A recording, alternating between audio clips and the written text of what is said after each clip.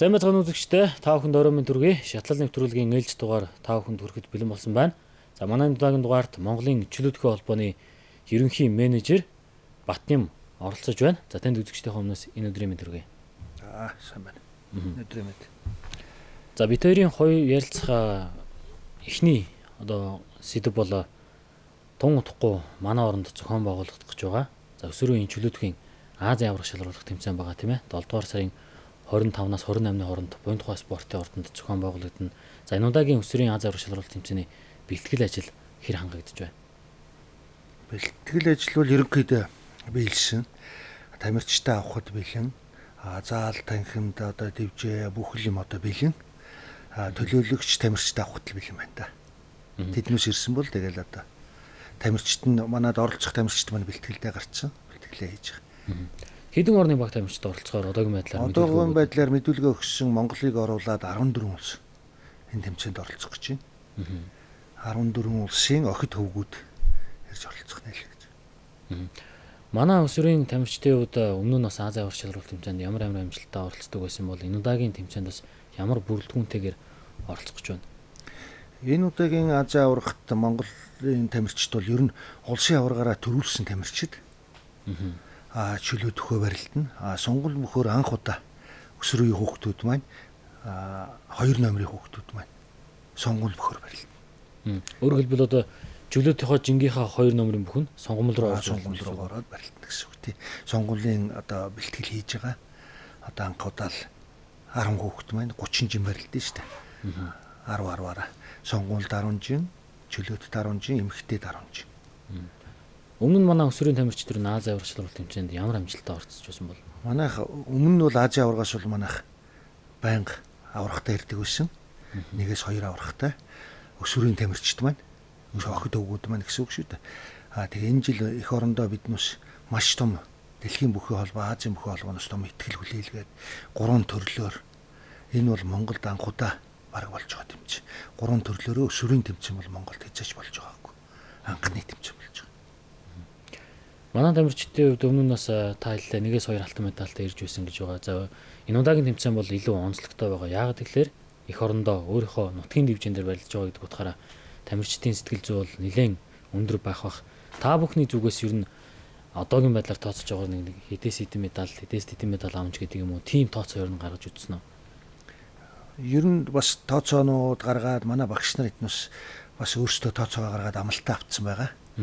Яг тэр гэж бас хэлэхэд хэцүү. Ер нь бол багаараа эмэгтэй эрэгтэй баг, эмэгтэй маань эхний 3-д, эрэгтэй маань багаараа эхний 5-д орох зорилготой.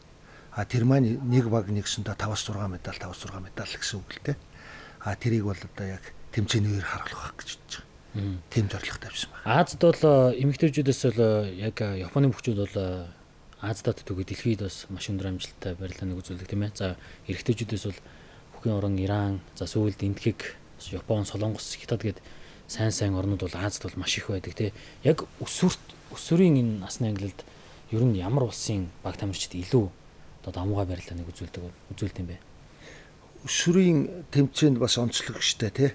Өсвөрт бол яг юунууд бол хят байдгүй. Хятадулс бол өсвөрийн тэмцээнд хүн оруулдаг хэзээч. Энэ удаа ч гэсэн бас орохгүй. Хятадаас бол баг тамирчид байхгүй тий. Яг өсвөрт гэх юм бол Японууд, Солонгосууд, Иранууд маш хатуу өрсөлдөгч нар гэдэг. Их сайн багууд. Энэ этгийг маш сайн болж байгаа. Хамгийн жишээ нь сайн байгаан жишээ бол энэ этгийг бол 53 хүний бүрэлдэхүүнд ирэх гэж байна. Хамгийн олон бүрэлдэхүүнд. Бараг манайх өөрсдөө 35-6 хүнтэй байхад 53 хүний бүрэлдэхүүнтэй тийм баг ирж орж байна. Энэ этгийг бол биш онцлог байна. Сүүлийн үед их хөгжиж байна, их сайжирч байна. Ер нь бас чөлөөтгөлтгүй бусад спортын төрлүүдээр харагддаг өсвөр залуучууд нь маш сайн байгаад байдаг. За насан туршид нь яг дэлхийн аварга, Азийн аваргад орохлоор амжилт муутай оролцоод байдаг. Тим тал бол ер нь бас ажиглагддаг шүү дээ тийм ээ. Энийг би бол зүгээр багш нар бос хүнсүүд юу гэж боддгийг мэдэхгүй. Би бол өөртөө нэг тийм дүгнэлт байд. Ер нь аль ч улсад сургалт те ингээд цэцэрлэгийн багш зүгээр л хүүхдийг хүмүүжүүлэхэд л цэцэрлэгийн багш, бага ангийн багш, дунд ангийн багш, хахалхангийн багш, дээд сургуулийн багш гэдэг. Тэгвэл манад нэг алдааны биний харж байгаагаар ч бусд хүн яаж үтдэг мэдэхгүй. өсвөрөөс нь хүүхдээ аваад л насанд хүрэхчид дэлхийн аврах хүртэл нь явах гэдэг. Энэ маань одоо нэгсэндээ цэцэрлэгийн багш, яажлын багш те хүнийг дээд сургууль сурах гэдэг нэг хүсэн. Тийм л юм дүр зураг харагдаад байна. Тэгэхээр энэ дасгалжуулагчийн ангиллалыг сайн хийж өгвөл бас болох болов. Тэгэхгүй манайхны өөрөө чи хэлээд байгаагаар яг л нэг өсвөрдөө сайн гарч ирдэг. Хүн багш нь сайн л бэлтэж гин үнэхээр. Тэгээд өсвөрийн багш гэдэг маань дундангийн багш, цэцэрлэгийн багш.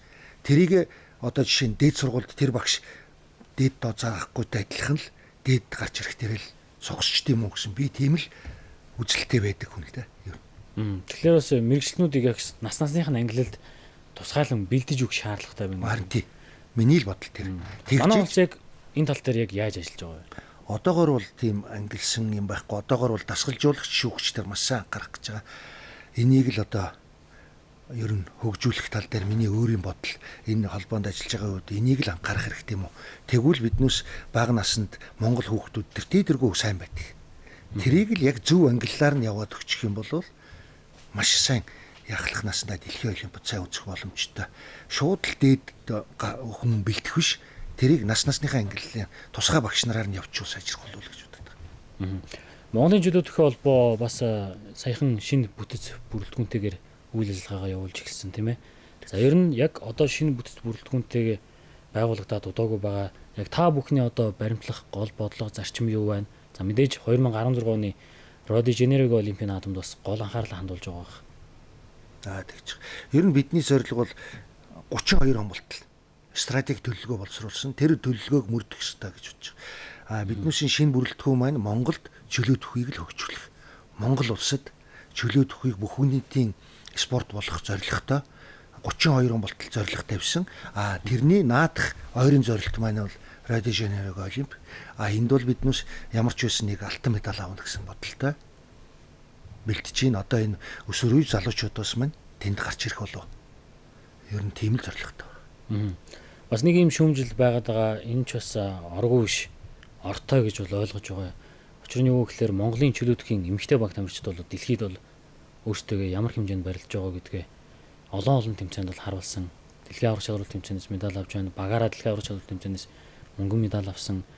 Тийм ээ. За эрэгтэй тамирчид маань харин жоохон уналтанд орчоод байна. Сүүлийн жилүүдэд Монголоос эрэгтэй чөлөөтөхөөр ер нь бол нэг энэ сайн шүү гэж хэлчих тамирчин ер нь бол баг гарч ирч чадахгүй байна гэдэг байгаа. Эрэгтэй тамирчид дээр та бүхэн ер нь хэр анхаарал хандуулж байна? Ер нь ойрын хугацаанд маш хурдан хугацаанд яаж одоо дэлхийд эрэгтэй тамирчдаа гаргаж ирэх вэ? Энэ бас энэ ийм шүүмжил байгаа. Ер нь ч тийм байна. Эрэгтэй маань ердөөс амжилт байхгүй, медаль авахгүй дэлхийн олимп дээр үзэхгүй. Энэ маань яг хуу биднээс энэ дээр анхаарч байгаа. Одоо шигшээ баг гэхэд одоо бүрэлдэхүүн маань цөөхөн 8 хүн барьдаг. Тэгэхээр биднээс яаж яах гэхээр 30 хүн болгож холбооноос анхаарч барьж байгаа. Эрэгтэй тэр. Нэг шин дээр 3-4 бүх. Тий 3-4 бүх болгож холбооноос тэр бүх. Өмнө нь хэд байсан бэ? Ер нь л 8 хүн л байдаг. Өмнө тэр алтан үе мөнгөн үе гэж яхад шигшээ багт бол ердөөсөө өсвөр үе залуучууд насанд хүрэхчтэй хамт өрдөг байсан. Ингээд миний мэдж яхад 1 жинт 6 хүн барьдаг байсан. Нэгсэнд 10 жинтэй 60 хүн бэлтгэл хийдэг байсан. Одоо бол сая нэг хэдэн шилжилтийн үед бол 1 жин 1 хүнтэй 2 хүнтэй болвол нэг 10-аас 15 хүн бэлтгэл хийдэг байсан. Одоо бол биднээс 1 жинт 3-4 болгоод бэлтгэл хийлгээд эхэлсэн. Эхний амжилт гарч ийнө гэж бодож байгаа. 6 сарын сая дэлхийн бүхэн чансаа гарсан шүү дээ. Ингээд эрэгтэй бөхчүүдээс маань 8 хүн болоод эхэлсэн. 1 сард 2 хүн байсан шүү дээ. Одоо 6 сарын чансаагаар 8 хүн болж байна. Тэр дэлхийн чансаа гэдэг нь дэлхийд эхний 15-д чансаагаар бичигдэх хүнийг дэлхийн бүхэн холбоо зарладаг байхгүй. Одоо бус спортчиг зарлаад эхэлсэн. Дэлхийн бүхэн холбоонд маань сайн ажилтдаг болсон одоо. Ингээд сар болгон өөрчилж байгаа. 7 сарын гараагүй, 6 сарын гэхэд манад 8 хүний бүрэлдэхүүн. Эрэгтэй 8 гараад ирлээ. Эмэгтэй маань хуучин 8 байсан бол 10 болоод эрэгтэй маань 1 байсан бол бүр 8 болж гарч ирж байгаа. Бас энэ бол бас хөгжиж гин үү, дээшээ явж сайжирч гин үү гэж харж байгаа шүү дээ. Эрэгтэй одоо тамирчдын хувьд бол ер нь бол бэлтгэл сургалтыг бас тогтмол хийж л байгаа. Тэгээд урлаан тэмцээнүүдэд бас төдийлөн амжилт гаргахгүй байна гэсэн шүүмжлүүд нэлээд байсан. За давагдорж аврах холбооны ерөнхийлөгчөөр сонгогдсон. Энд бол бүх сонирхчид маань нэлээд талархалтай хүлээн авч байгаа. За мэдээж зөв бодлого, зөв менежмент явуулвал энэ спорт хөгжих бүрэн боломжтой. Жишээлбэл одоо Монголын жудокийн холбоо бол одоо тод том руу жишээ байна. За гэхдээ чөлөөтөхийн өмнөх холбооны удирдлагуудыг бол муу ажилласан гэж бол энд бол огт хэлээгүй тийм ээ. Эмэгтэй тамирчдыг бол яхаарахгүй дэлхийд бол гаргаж ирсэн хүн бол өмнөх холбооны удирдлагууд гэж ерөнхийдөө ойлгож байгаа. За эмэгтэй бүхчүүдийн маань одоо цаашлаад одоо өшөө илүү амжилт гарах бүрэн боломж нөөц бололцоо бол байгаа гэж харж байгаа. За сая Казанд болсон оюутны университет их наадамд манай одоо тамирчин тийм бат цэцэг алтан медаль хүртлээ. За насан бурмагийн хувьд бас жоохон харамсалтай байдлаар одоо медалийн өнгөө ургаж чадаагүй тийм ээ. За эмэгтэй бүхчүүдийн маань хувьд одоо ямар гол тэмцээнүүд байна? Дэлхийн аварга шалруулах тэмцээн бас биднийг бас хүлээж байгаа баг. Дэлхийн аваргын өмнө бол манай тамирчид маань ер нь Европт сорилох тэмцээнүүдэд яваад байгаа. Сая Дортмундд, Германд одоо нэгжийн давхарч байгаа улсууд маань Дортмундд явлаа. Одоо Польшд нэг явна. Сая Казанд явснаас зөрсөн нэг жингийн эмэгтэйчүүд маань Испанид тэмцээнд орсон. Испанид бас 2 медаль авчиад байж байна. 2 хүрэл медаль авчиад Бямцэрэн Бурмаа 2 маань. Тэгэхээр ердөөсөө одоо ингээд дэлхийн аваргад зориулсан сорилго маань ингээд дуусч байгаа Польшоор. Тэгэхээр сая Казанд одоо нэг том сорилго боллоо. Энэ бол оюутны том олимп тийм ээ. Энд бол манайхан их том амжилттай байж гин гарч гин одоо Польшд одоо нэг цөөхөн хүн яваад ирэхээр ерөнхий Монголынхаа тамирчдын рейтингийг бас тогтоогоод тэгээд тэргүүрээ одоо дэлхийн аварга шийдэх. Ийм л бодлоготой ажиллаж байгаа да. Чөлөөтөхийн спорт Олимпийн наадмаас хасагдах аюултай мэдээг бид сая энэ оны ихээр бол дуулсан. За ер нь бол Монгол гэлтгүй дэлхийн нийтээр л одоо чөлөөтөх бол нэлээд бослоо сая. Одоо бол 9 сард гол шийдэх олон улсын олимпийн орны хурал болно тийм ээ. Санал ураа. Монголын чөлөөтөхийн холбоо яг энэ өөрсдийнхөө энэ спортыг олимпиадаа үлдээхийн тулд ямар арга хэмжээ авч байна? Бүхэн төрлүүдийн нэгдсэн холбоотой хэр хамтарч ажиллаж байна? Ер нь 9 сард гарах шийдвэр хэр нааштай байх шинжтэй байна? Ер нь бол Монголын чөлөөтөхийн холбоо давагдарч ерөнхийлөгч гарснаас хойш бол гадаадд маш их анхаарч байгаа.